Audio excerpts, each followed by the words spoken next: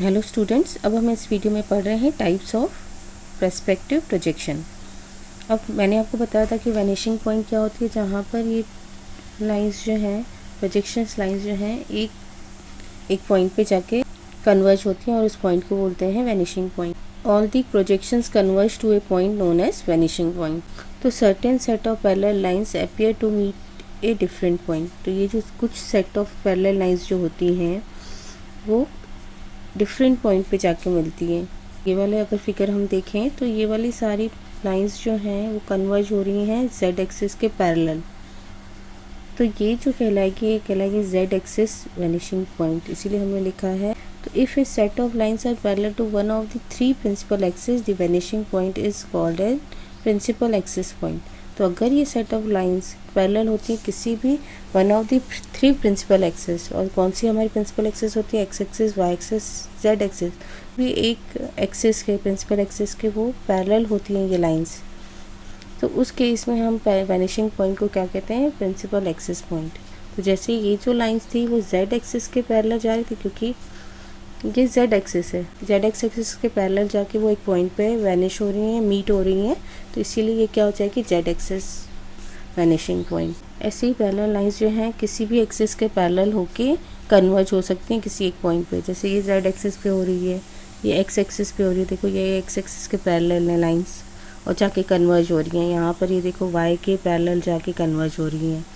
तो ये जो पैरेलल लाइंस हैं वो किसी भी प्रिंसिपल एक्सिस के पैरेलल होके कन्वर्ज हो सकती हैं। जिस भी एक्सिस के वो पैरेलल जाके कन्वर्ज हो रही हैं, वैनिशिंग पॉइंट के आगे हम वो एक्सिस के नेम को ऐड कर देंगे। So depending upon the vanishing points, there are three types of perspective projection. First is 1 point perspective projection, second is 2 point, and third is 3 point perspective projection. तो 1 point perspective projection से नाम से ही पता चल रहा है कि एक vanishing point होगी, ठीक है, किसी भी एक्सिस के पैरेलल। जैसे हमने यहाँ पर बनाया जेड एक्सिस के करस्पॉन्डिंग, हो सकता है कहीं पर एक्स एक्सिस के करस्पॉन्डिंग बन रही हो, कहीं पर हो सकता है वाई एक्सिस के करस्पॉन्डिंग बन रही हो, तो एक ही वैनिशिंग पॉइंट बनेगी। तो it is simplest to draw, इसको ड्रॉ करना सिंपल होता है। It contains only one vanishing point on the horizon line. तो यहाँ पर एक ही वैनिशिंग पॉइंट होती है। Use for making images of roads, railway tracks, building ETC। तो ये यूज़ किया जाता है रोड्स की इमेजेस को बनाने के लिए, रेलवे ट्रैक्स की इमेजेस को बनाने के लिए, बिल्डिंग्स की इमेजेस को बनाने के लिए। क्योंकि देखो रोड्स, अगर रोड की बात करें तो रोड जो है हमें दिखता है कि ये जाके एक पॉइंट पे वैनिश हो रहा है, बट ये क्या एक्चुअली में वैनिश हो रहा होता है कि नहीं। सिमिलरली रेलवे ट्रैक्स भी हमें कैसे दिख रहे होते हैं, होते तो ये पैरेलल ही हैं, बट हमें दिख रहे होते हैं कि वो कहीं पर जाके मीट हो रहे होंगे। तो इस टाइप के इमेजेस को बनाने के लिए हमें 1 point perspective प्रोजेक्शन का यूज़ करना पड़ता है। It does not provide adequate view of 3D shape of an object। ये आपको 3D शेप नहीं प्रोवाइड करता है ऑब्जेक्ट का।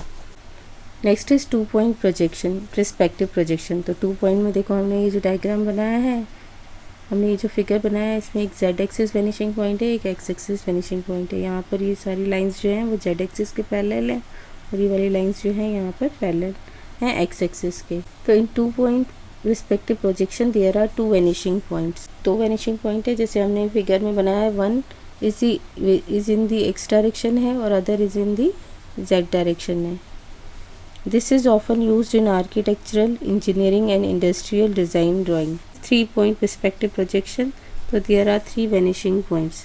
तो इसमें क्या होंगे, 3 वैनिशिंग पॉइंट्स होंगे। जैसे यहाँ पर हमने एक्स एक्सिस वैनिशिंग पॉइंट बनाई है, यहाँ पर जेड और यहाँ पर y. One is in the x direction, second is in the y direction and third is in the Z direction. ये 3 point पर्सपेक्टिव प्रोजेक्शन जो है वो लेस फ्रीक्वेंटली यूज़ किया जाता है।